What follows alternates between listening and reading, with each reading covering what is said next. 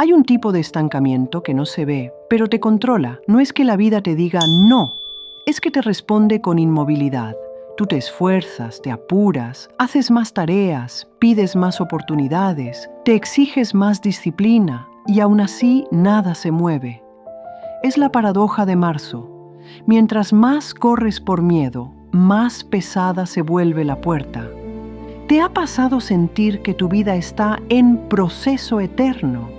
Que el día termina y sigues igual, con la misma duda, el mismo atraso, el mismo todavía no. Entonces aparece la pregunta que quema por dentro. ¿Por qué sigo atascado? Florence Scovel Shinn enseñó una llave incómoda. El mundo obedece la palabra que sostienes, no la prisa que finges. La palabra puede ser un puente o un freno. Y cuando la palabra es simple y precisa, el movimiento que parecía bloqueado se libera sin lucha, como si la realidad hubiese estado esperando una orden correcta. Esta es la historia de Mateo, un chico de secundaria que descubrió que su bloqueo no era falta de talento, era un decreto escondido en su propia boca. Mateo tenía 15 años. Estudiaba en una escuela pública de Chicago y vivía con esa sensación de «voy tarde» pegada en la espalda. Marzo llegó con viento frío y pasillos ruidosos, pero lo que más le pesaba era otra cosa, la comparación. Sus amigos parecían avanzar, él no. En su casa había una historia silenciosa. Su papá se había ido hacía 2 años y desde entonces Mateo se prometió no dar problemas. Eso suena noble, pero en un adolescente se vuelve presión. Cada vez que su mamá se quedaba dormida en el sillón con el uniforme de trabajo, él sentía que no podía fallar. Y ese no puedo fallar no lo hacía fuerte, lo hacía tenso. Su meta era entrar al equipo de básquet, no por fama, sino por pertenecer. Había entrenado en el parque hasta que las manos ardían, había practicado tiros en silencio mientras el aro temblaba con el viento, pero en las pruebas su cuerpo se ponía rígido, como si la cancha fuera un juicio. El primer día se le resbaló la pelota 2 veces. El entrenador lo miró sin hablar y ese silencio le cayó como sentencia. El segundo día quiso compensar y se aceleró. Corrió sin ver, pasó sin pensar, respiró corto. Mucha acción, 0 dirección. En los descansos, Mateo miraba el celular y veía videos de otros chicos encestando con facilidad. Ellos nacieron para esto, pensaba, y sin notarlo se decretaba afuera del juego. Cuando Jaden, su amigo, le preguntó ¿todo bien?, Mateo sonrió y dijo la frase que usaba como escudo. «Nah, yo soy malísimo». Lo dijo como broma, pero su pecho lo creyó. En casa el otro peso era matemáticas. Su mamá no gritaba, pero su mirada cansada lo decía todo. «Necesito que apruebes». Mateo abría el cuaderno, empezaba bien, y al primer error aparecía la frase «No soy bueno para esto». Esa frase no era un pensamiento, era un hábito. La decía con risa en el comedor, «Yo siempre me atraso». La murmuraba en el autobús, «No va a salir», y cuanto más la repetía, más real se volvía. El miércoles le devolvieron el examen, 62. No era tragedia, pero para él era un sello. Guardó el papel rápido, como si el número pudiera quemarlo. El profesor, sin mala intención, dijo, «Tienes potencial, pero te bloqueas». La palabra bloqueas le quedó sonando como una etiqueta. Esa tarde entrenó más fuerte, más rápido, más tarde. Se obligó a lanzar una y otra vez, pero cada fallo le apretaba la garganta. El villano de marzo lo tomó por completo. Movimiento caótico, acción nacida del miedo. No era disciplina, era castigo. No era enfoque, era prisa. El viernes, en el tablero de anuncios, apareció una hoja, lista preliminar. Mateo buscó su nombre una vez, 2, 3, no estaba, sintió un vacío seco. No lloró, solo se quedó quieto, como si el aire se hubiera ido.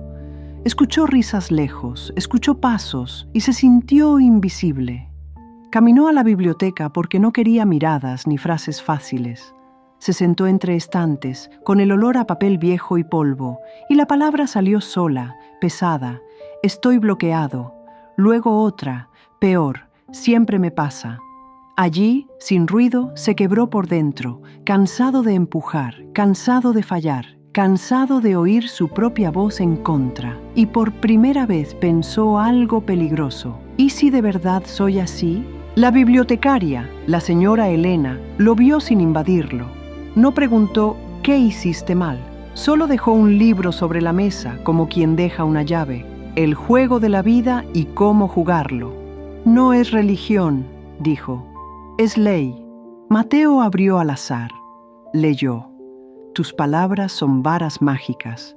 Le dio vergüenza que algo tan simple sonara tan serio. Elena se inclinó. Dime la verdad. Cuando fallas, ¿qué decretas? Mateo tragó saliva. Digo que siempre fallo, que no soy bueno. Elena asintió. Entonces tu boca está entrenando la derrota antes de que tu cuerpo juegue. En Shin, las palabras no son comentarios, son comandos, y la vida, obediente, te trae pruebas de tu propio decreto, no para castigarte, sino para confirmarte. Mateo quiso defenderse, pero solo lo digo por decir. Elena negó con calma. La mente no entiende chistes cuando repites lo mismo. Lo toma como instrucción. Es como escribir el mismo mensaje en el pizarrón cada día.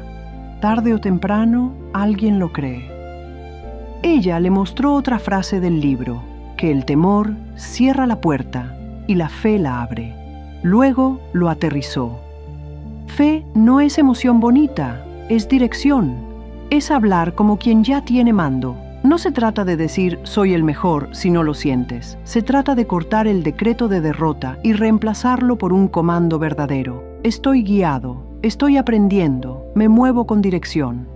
Mateo recordó su voy tarde, su no va a salir, su siempre me atraso. Entendió el mecanismo. No era mala suerte, era dirección verbal. Además, su ansiedad había creado confusión. Muchos intentos, poca guía. Elena lo dijo claro. La palabra precisa corta el caos. No necesitas correr más, necesitas gobernar mejor. El movimiento correcto sigue a la palabra correcta. Y cuando la palabra cambia, cambia tu postura, cambia tu respiración, cambia tu mirada. Y el mundo responde a ese nuevo gobierno. Mateo pensó en su tío Paulo, brasileño, que siempre repetía con calma: calma, menino, tudo anda. Y en su abuela, que cuando la casa estaba tensa decía: Dios abre caminos. Nunca era grito, era mando suave. Ellos no se explicaban demasiado, decretaban y después actuaban con paz. Elena le dio una regla práctica. La frase debe ser corta, verdadera, con dirección y solo con una intención: liberar el movimiento bloqueado. Si metes 10 deseos en una frase, haces ruido, dijo. Si pones una orden clara, haces ley. Mateo sintió algo nuevo, no euforia, sino alineación, como si por fin viera qué estaba frenando la puerta. Su bloqueo no era falta de talento, era una identidad repetida. Y si la identidad era repetida, también podía ser reemplazada. Esa tarde, en la cocina vacía, Mateo se quedó de pie.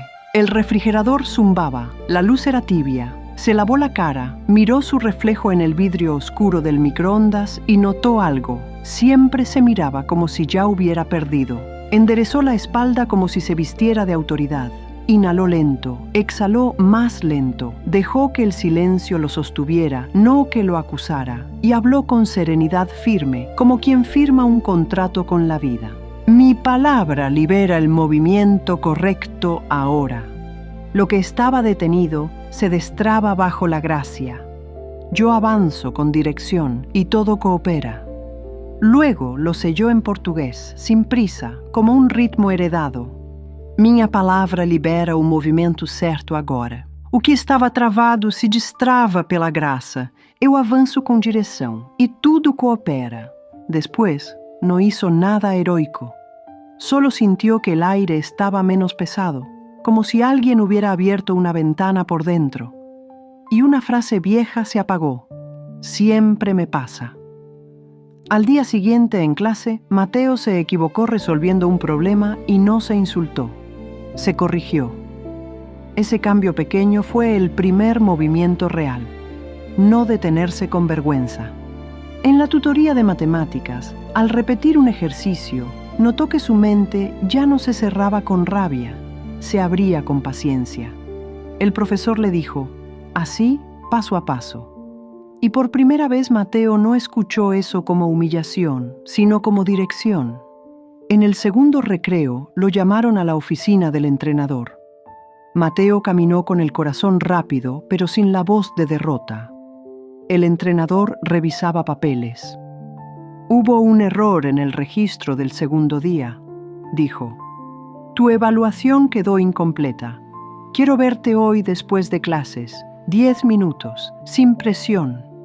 Mateo salió y sintió el pasillo distinto. No era magia teatral, era orden. En vez de correr a contarlo como si necesitara aprobación, respiró y se dijo por dentro, movimiento correcto. Ese mismo día, el profesor de matemáticas lo alcanzó al final. No estás tan lejos, le dijo. Ven mañana a tutoría y destrabamos esos dos temas. Mateo casi sonrió. Destrabar. Otra vez. Al tercer día, en la prueba extra con el entrenador, Mateo no buscó impresionar. Respiró, vio, pasó, tiró. Dirección, control. Cuando falló un tiro no se hundió. Volvió a intentar sin insultarse. El entrenador lo miró y soltó una frase corta. Ahora sí, esto es enfoque. Eres entrenable. Esa tarde publicaron la lista final. Mateo estaba. Jaden lo abrazó y dijo, «Sabía». Mateo no discutió, no se justificó, solo sintió alineación. El muro no era muro, era su palabra sin gobierno. Y cuando su palabra cambió, su movimiento cambió y el mundo simplemente lo siguió. Si marzo te está irritando por dentro y te preguntas, ¿por qué sigo estancado? Escucha tu lengua, porque tu boca no solo narra tu vida, la dirige. El movimiento no nace de la prisa, nace de una palabra precisa que corta el caos y coloca dirección. Hoy no necesitas 10 técnicas, necesitas un decreto con mando. Dilo con postura recta, sin pelear, como quien activa una ley. Mi palabra libera el movimiento correcto. Miña palabra libera o movimento certo. Si esta historia te despertó, continúa conmigo. Deja en los comentarios tu decreto de movimiento y camina esta temporada 3 conmigo. Suscríbete a Shin Sabedoria Divina, porque muchas puertas no están cerradas, solo están esperando la palabra correcta en tu casa hoy.